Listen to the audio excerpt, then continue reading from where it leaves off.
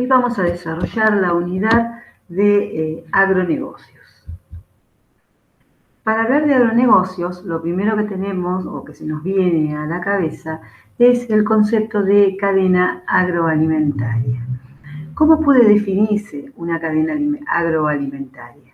Podemos decir que es el conjunto de actividades estrechamente interrelacionadas, verticalmente vinculadas por su pertenencia a un mismo producto o productos similares y cuya finalidad es satisfacer al consumidor. Existen distintos enfoques para definir cadena agroalimentaria o cadenas agroindustriales. Desde la visión norteamericana se utiliza el concepto de agronegocios, mientras que los europeos, cuando hacen referencia a un análisis de cadena agroalimentaria, lo definen como distritos industriales.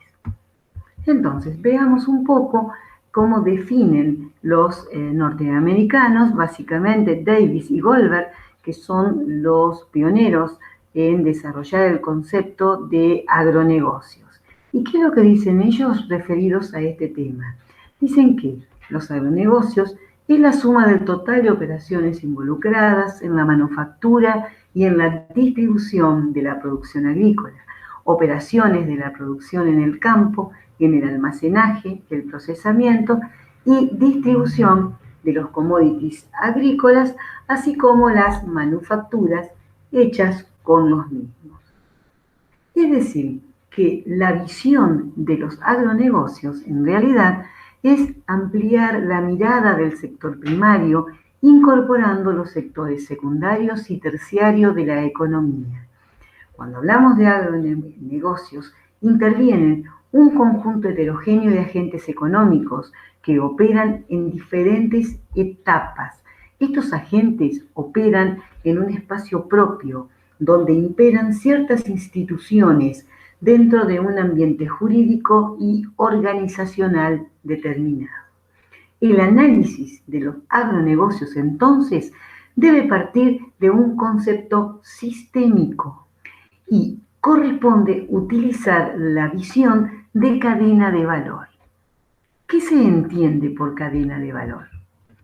La cadena de valor es una corriente de bienes y servicios que liga todas las funciones y unidades que contribuyen a la entrega final y satisfacción del consumidor.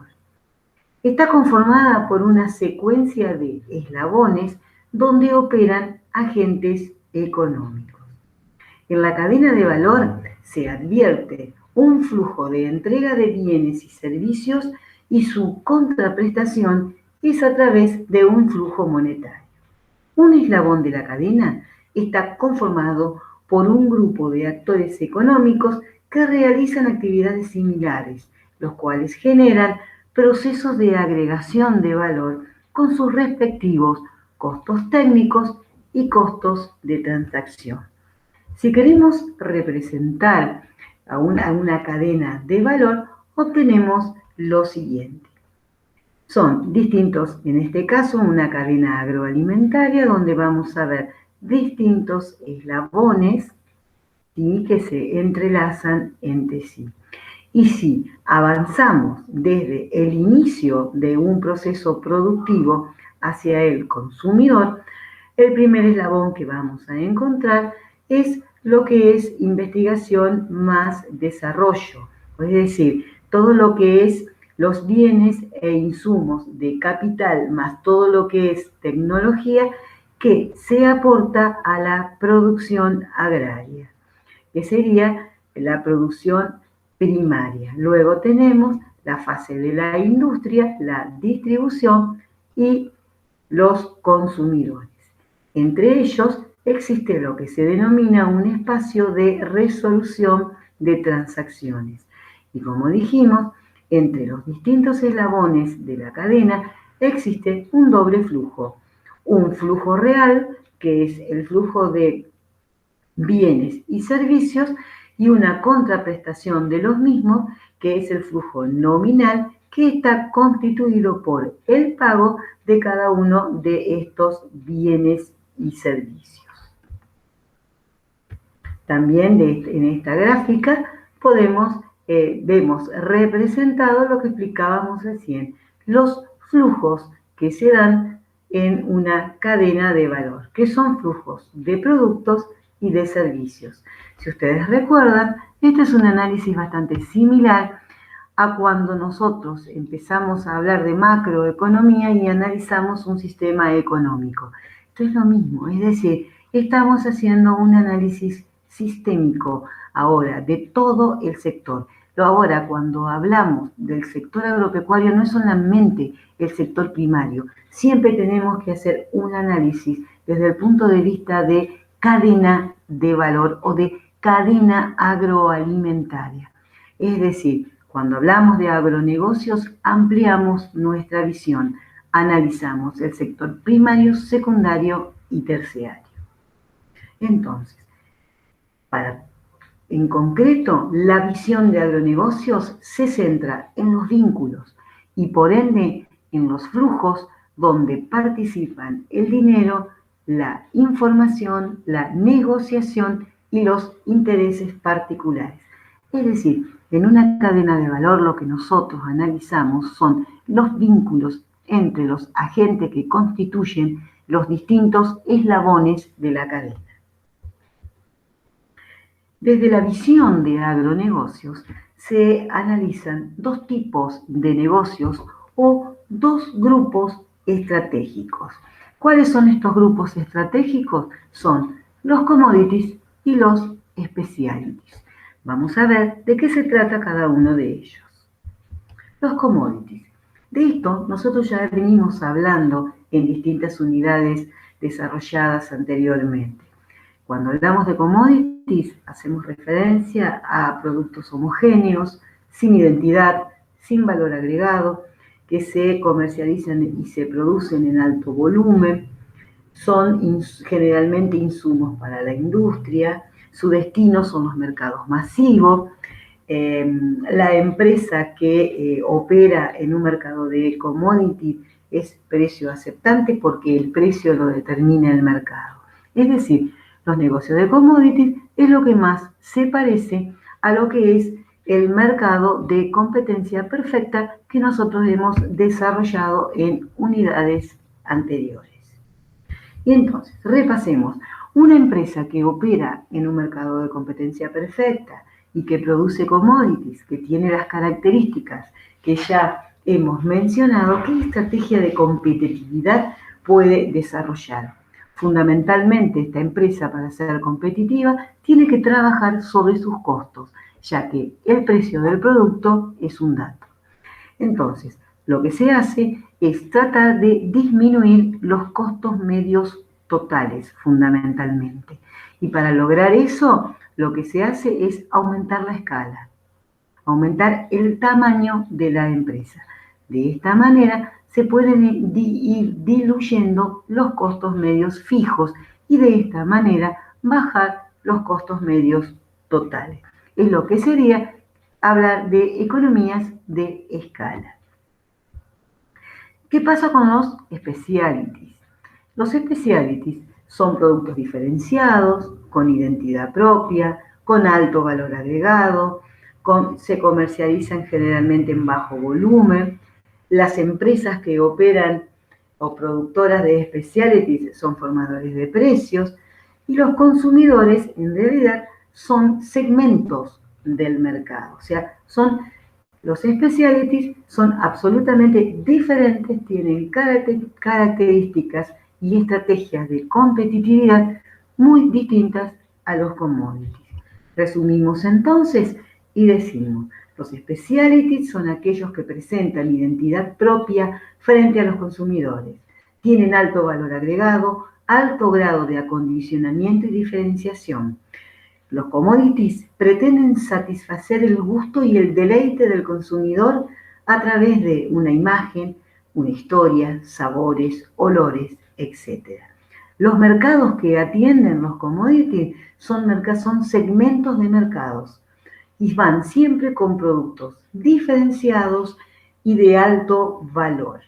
Son las empresas formadoras de precio y normalmente los commodities perdón, los specialties se focalizan en el mercado del deleite, en el mercado de los alimentos gourmet que están direccionados a unos consumidores con una renta alta.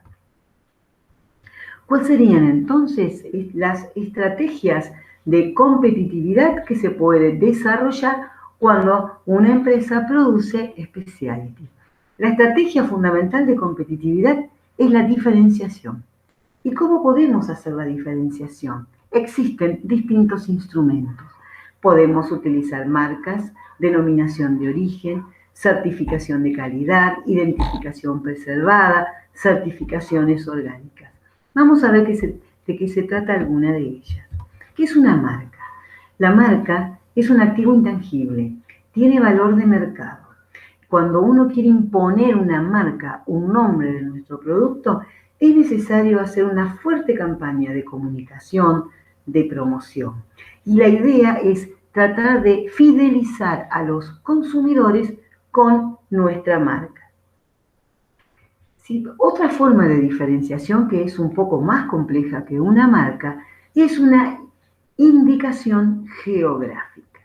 La indicación geográfica es el nombre geográfico de un país, de una región, una provincia, un área o un territorio, que es conocido como centro de extracción, producción o fabricación de un producto agrícola o alimentario. Es decir, cuando un consumidor quiere un determinado producto, generalmente un alimento, hace referencia al lugar de donde viene este producto. Por eso es indicación geográfica.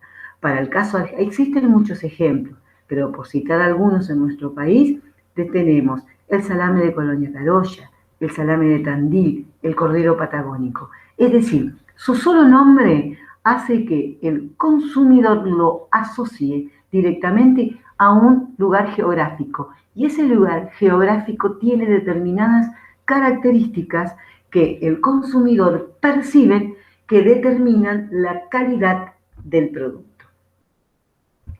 Si avanzamos en nuestras estrategias de diferenciación, vamos a poder llegar a lo que es una denominación de origen. La denominación de origen es un paso superior a lo que veníamos hablando, que es la indicación geográfica. Y vamos a ver por qué. Denominación de origen es el nombre geográfico de una región, de un territorio, debidamente registrada, que sirve para designar un producto originario de ellos y cuyas cualidades y características se deben exclusivamente o esencialmente al medio geográfico, comprendiendo tanto los factores naturales como los antrópicos. La denominación de origen es un instrumento legal. Esto es una gran diferencia con la identificación geográfica. Acá tenemos un nombre y es un instrumento legal.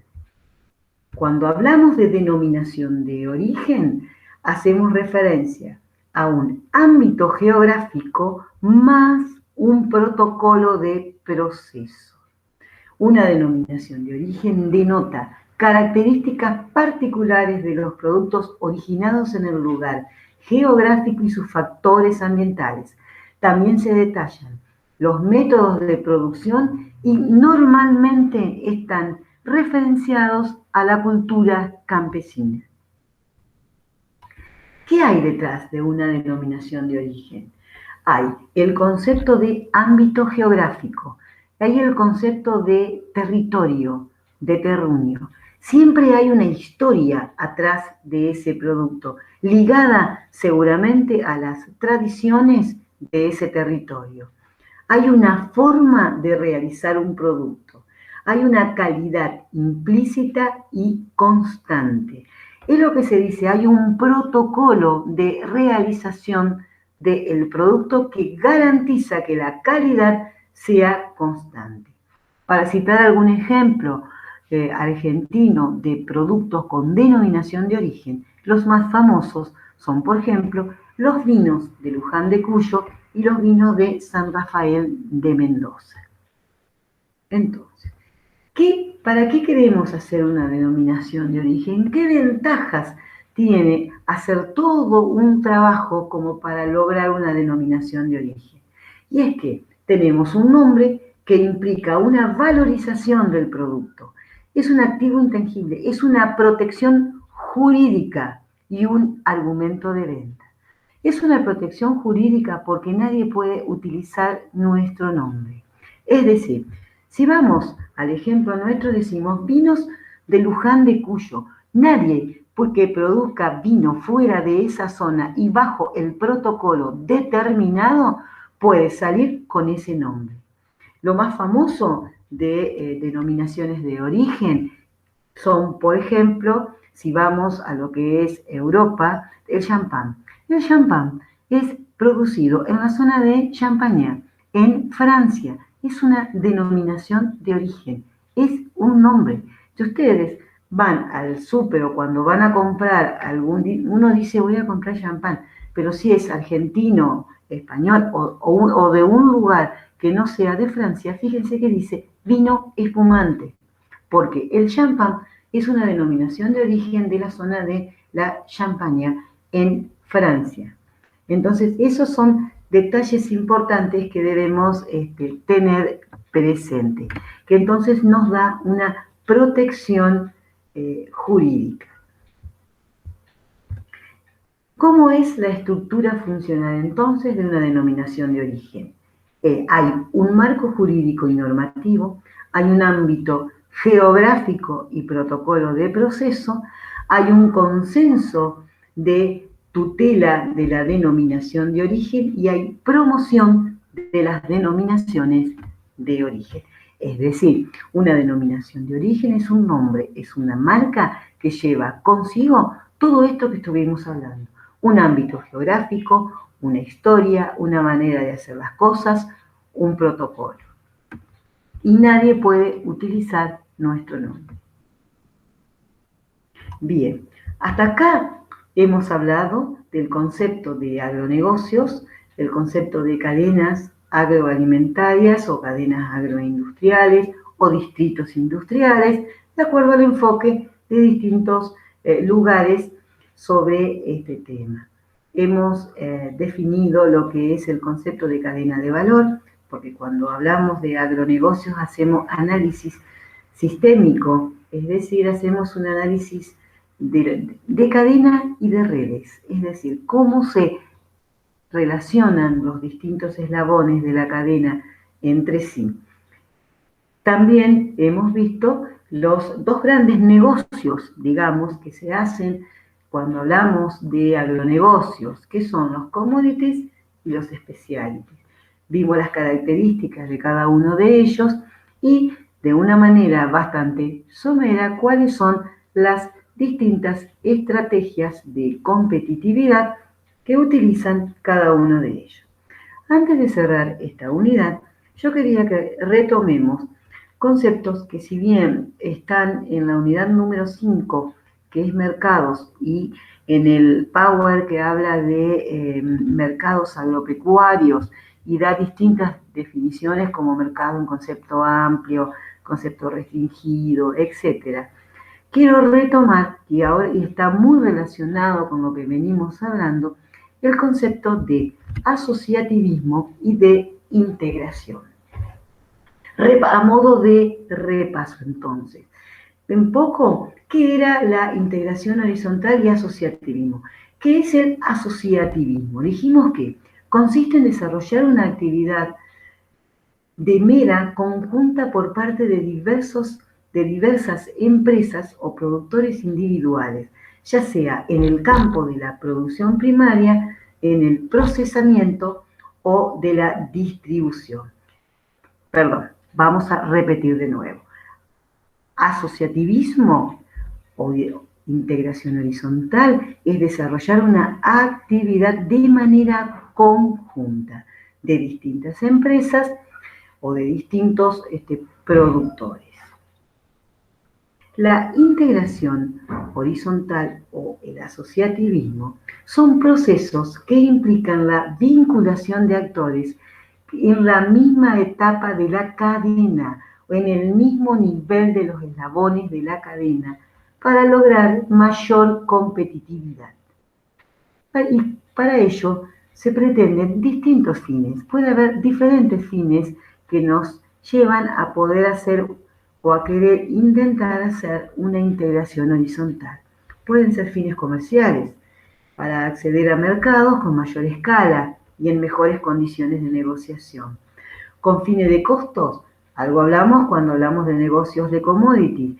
Al hacer una integración horizontal, lo que podemos lograr es aumentar escala y disminuir los costos. También la integración horizontal o el asociativismo nos permite, desde el punto de vista tecnológico, poder tener acceso a la tecnología, a mayor conocimientos, a mayor experiencia y difusión de distintos factores ligados con distintas experiencias.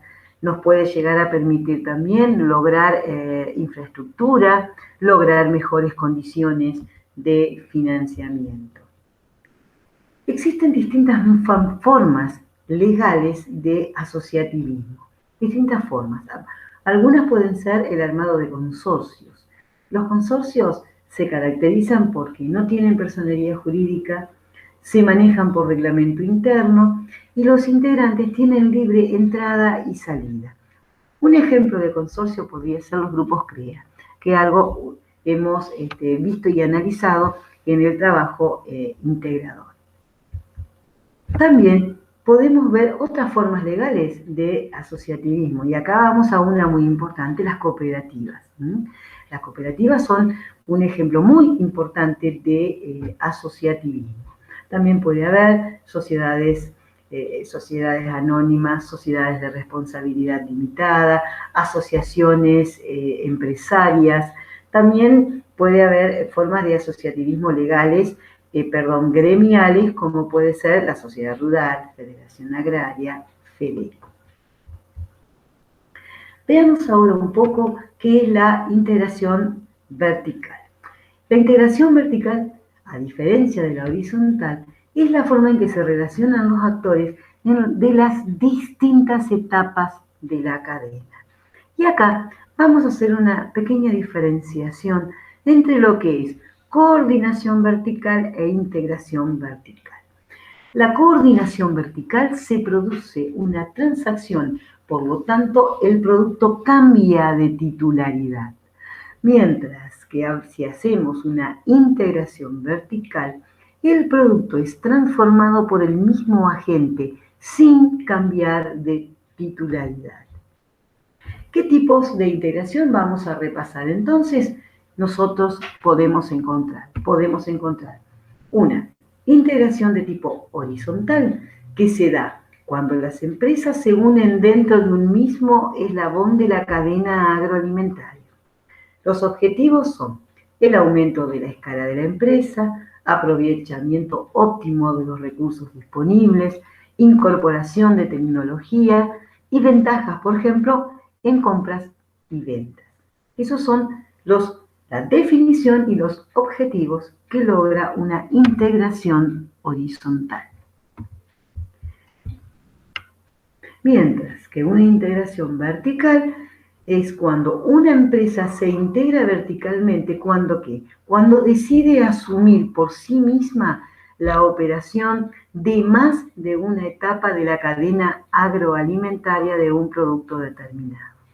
Los objetivos de una integración vertical son el aumento de beneficios de la propia empresa, la disminución de los costos de transacción, el cumplimiento de pautas tecnológicas determinadas, cumplimientos de compromisos de oferta, se logra un mayor ordenamiento de flujo de insumos y productos, se logra una disminución de la capacidad ociosa, se logra un aumento de calidad y siempre un aumento del poder de negociación.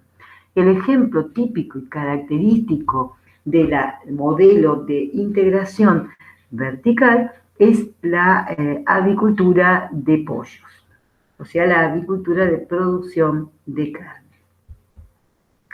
También dijimos entonces que la diferencia entre la integración vertical y la coordinación radica que cuando una empresa es integradora, la empresa es dueña de todos y cada uno de las distintas etapas en los distintos eslabones de la cadena, por lo cual disminuye fundamentalmente sus costos de transacción.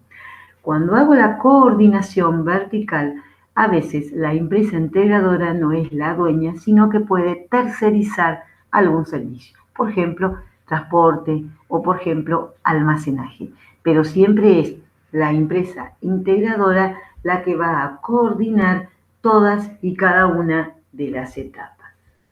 Bien, entonces tenemos hasta acá